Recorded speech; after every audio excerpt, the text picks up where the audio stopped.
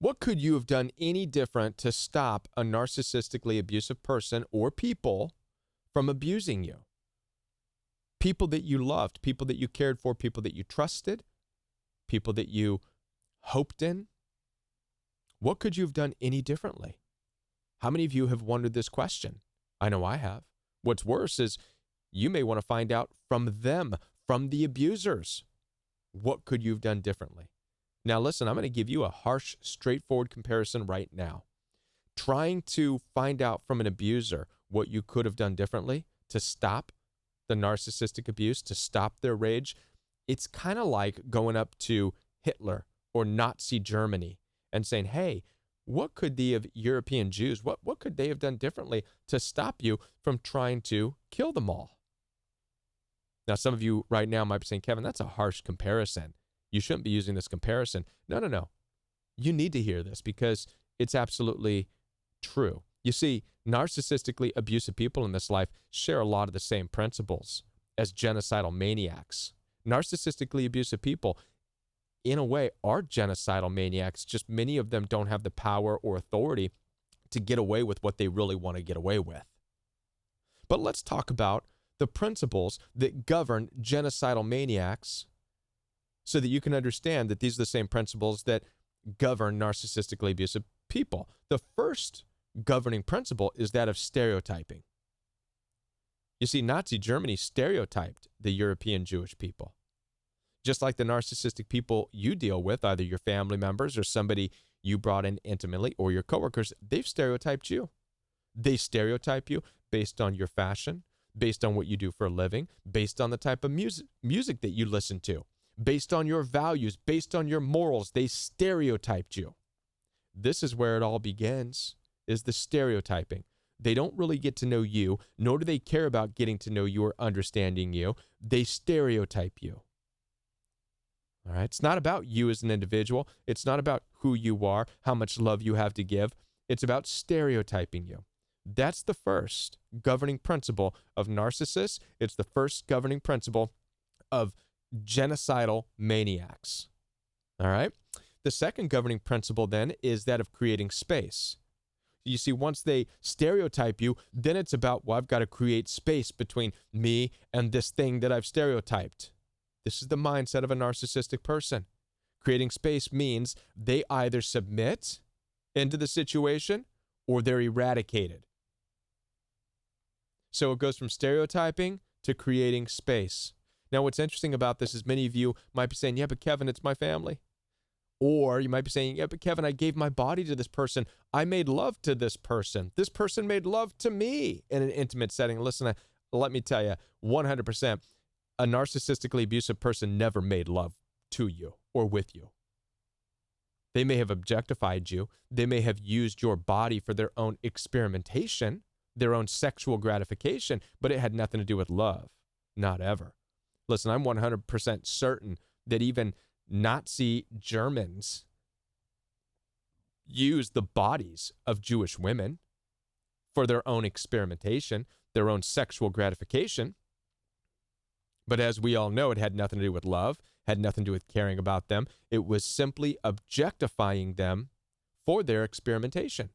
This is what you deal with narcissistically abusive people who you've given your body to. You were objectified by somebody who stereotyped you and then wanted to create a safe space or whatever. I could go on and on and on, but this intro is dragging out. I want to get into what it is you really could have done differently. It's the only thing you could have done differently. It's the only thing that the European Jews could have done differently to have stopped the Holocaust from ever taking place. And it's not what you think. It's going to go against everything you've been conditioned to believe in this Western world, especially amongst Christians. So forget everything that you thought you knew to be true about what you must do. Let's get into what really is the only thing you could have done to have made things differently. Let's go. My name is Kevin. This is The Royal We. Now, before I do continue with this very powerful message about what you could have done differently, I want to let you know that I'm here to support you. Down in the description box, you'll find access for one-on-one appointments with me. I do take telephone calls and video calls. So before you ever think about trying to find out from abusive people what you could have done differently, reach out to me instead. All right. I'd love to go deeper into this with you because we are all going into 2024 ready to do things differently so that you do not deal with narcissistic abuse ever again. Also, I do have a coaching program. My coaching program is live and in person. If you're looking for a group, a community to join, consider joining the Royal We coaching program where you can work with me each and every day in a more intimate setting. Everything you need to know is down in the description box, so head on down there. Now, let's get into this. When it really comes down to what anybody can do differently, it really comes down to developing your distance and your defenses. Now, this is contrary. This contradicts the philosophies and the understandings and the theologies that we've bought into, especially with modern Western world Christianity, about how you should be in the face of abuse. Because what's happened over the more recent years is you've been conditioned to believe that more love is the answer. Turn the other cheek is the answer. Now, again, I'm going to go back to the comparison of how Nazi Germany was towards the European Jews. Right? Did that work out well for the European Jews? To turn the other cheek? To try to figure out how to fit in? To offer more love? No. You see, listen, the rage and the anger and the hatred existed within Nazi Germany. It existed within their stereotyping. It existed within their creating the space. The same is true with narcissistically abusive people you've been dealing with. The hatred and the anger and the rage that you experience from narcissistic abuse comes purely out of their heart of stereotyping you and then wanting to create space for them around you. All right? There's only one thing they could have done differently. They could have withdrew sooner as opposed to later. Withdrew to the point of building up their defenses so that when Nazi Germany came, they were ready. They were standing. They were stronger. And they were ready to put Nazi Germany down, much like the United States and the Allies did when they finally came face to face with Nazi Germany and said, your reign of terror stops now. Now you will die. Now you will be crushed because we're standing against you. So when it comes to what you could have done differently, the only thing you really could have done differently would have been to have left sooner. Not to push in with more love. Not to push in with more of this turn the other cheek nonsense. Not to push in more with what can I do to submit, blah, blah, blah, nonsense. None of that will ever work. You'll be crushed. You'll lose all authenticity in that abusive relationship. That's the best case scenario. You will have everything that's true to you stomped out of you. So the only solution, the only answer is to learn how to identify the red flags of somebody who stereotypes you and somebody who then wants to create space around their stereotyping of you, because that's the mindset of a genocide right there. That's the mindset of narcissistic people right there. Back up, get away from them, whether it's your family, whether it's even coworkers, which means you have to risk running, hiding. Even if you don't have anything to run or hide to, you have to try. Listen, the story of King David is a great example of this. David, before he was king, was up against King Saul, who hated him. King Saul was fueled by this hatred, this rage, this anger. And it didn't make any sense to David because David loved the king. But King Saul stereotyped him. And then King Saul wanted to create space. That space looked like getting rid of David. What did David do? He ran. He didn't know where he was going. He found a cave. And he hid in the cave 14 plus years. Trying to heal, trying to recollect himself, trying to re-understand the nature of evil, the nature of genocidal maniacs, the nature of narcissistically abusive people. It took him 14 years in a cave. But also in that process of healing, he did what? He amassed his own army. He amassed his defenses so that when King Saul came back after him, David was like, I'm ready for you. You sure you want to do this?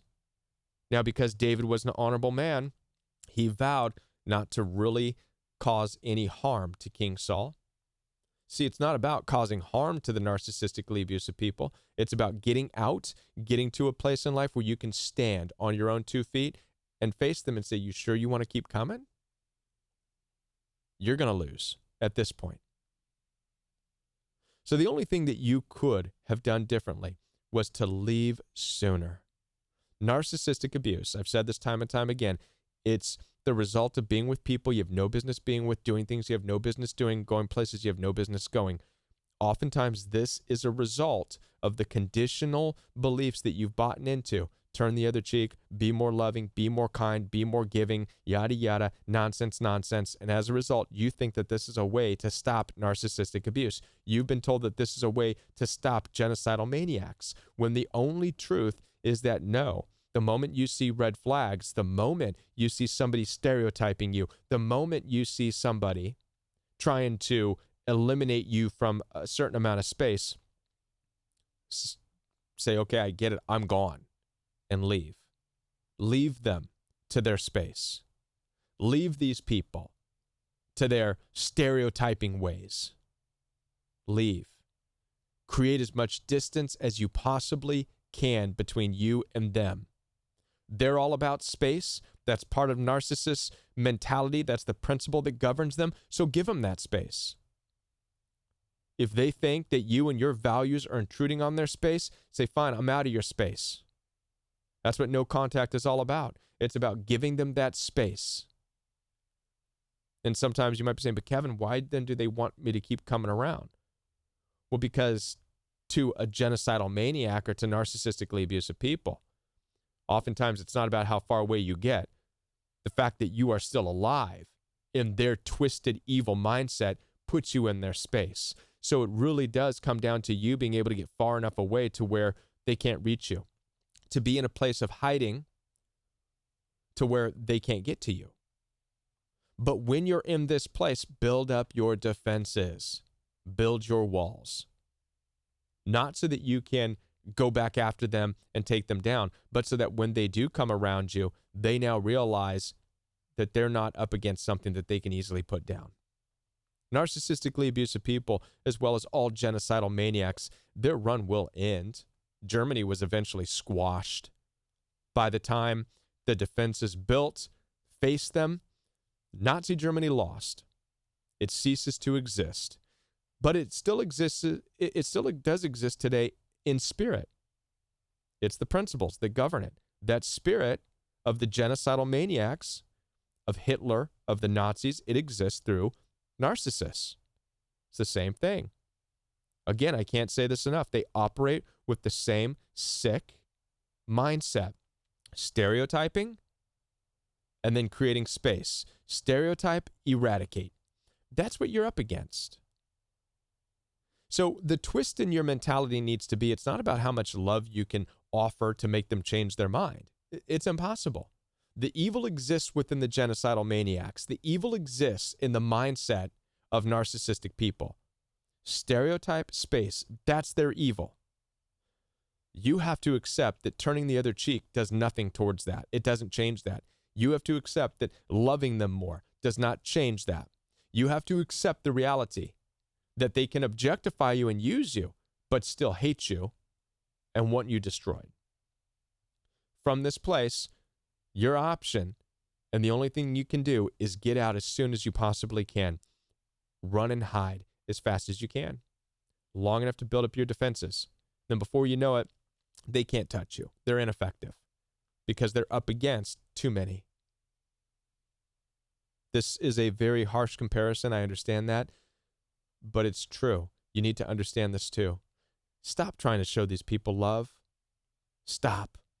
Stop allowing modern Western world twisted theology about how there's power in your love and there's power in your turning the cheek. There's not. There's not. Turning the other cheek, no, listen, it's not what you think. It in no way, shape, or form indicates that you have to be standing in an abusive, hostile, aggressive group of people, whether it's your family, whether it's your marriage, whether it's anything, being buried and being destroyed. Run. Go no contact as soon as you can. Don't even give these people a second. Once you start to see they're stereotyping, run. Get out. I know that's how I've decided. Listen, this is how I operate now. People want to stereotype me. It's fine. I will create such a gap between me and those people. And you should do the same thing. I'm here for people who who are looking for a message, who resonate with the message. That's it. I'm not down for people who want to stereotype me based on how I dress or my values or this. I don't care. Because I know that that's step one. That's phase one of a genocidal maniac, of a narcissistic person. That's their need for control. It begins with stereotyping. Once they stereotype, then they start to amass their hatred. All right? Hope that this makes sense to you. There's nothing that you could have done differently in the form of love. There's nothing you could have done differently in the form of trying to reach out, trying to connect, trying to have mutual understanding. It's a harsh reality of the world. Narcissists they operate in the same principles as genocidal maniacs. As I said before, I'm here to help you understand this further. Down in the description box, you'll find access for one-on-one appointments with me. I do take telephone calls as well as video calls through Zoom, FaceTime, and WhatsApp. So if you're looking for someone to help guide you through understanding this even further, head on down there, schedule that time with me. I'd love the opportunity to speak with you. And I will be back with more right here on The Royal We. If you're new to the channel, be sure to like this and subscribe to the channel. And until I'm back, watch one of these videos that the YouTube algorithm has selected for you. And I'll be back right here on The Royal We.